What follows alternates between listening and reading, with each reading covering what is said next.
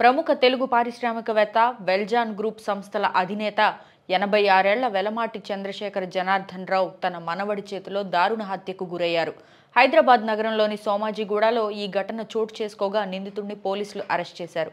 ఆంధ్రప్రదేశ్లోని ఏలూరుకి చెందిన జనార్దన్ రావు సోమాజిగూడలో నివాసం ఉంటున్నారు. ఇటీవల తన పెద్ద కుమారుడైన శ్రీకృష్ణను వెల్జాన్ కంపెనీకి డైరెక్టర్గా నియమించారు. మరో కుమార్తె సరోజినీదేవి కుమారుడైన 29 ఏళ్ల కిలారు కీర్తి తేజకు 4 కోట్ల రూపాయల షేర్లను బదిలీ చేశారు.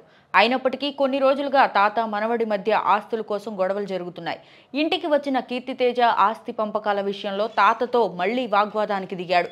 తండ్రికి టీ తెచ్చేందుకు సరోజినీదేవి ఇంట్లోకి వెళ్లగా ఇదే అదునుగా కీర్తి తేజ తన వెంట తెచ్చుకున్న కత్తితో జనార్దన్ను 73 సార్లు పొడిచాడు.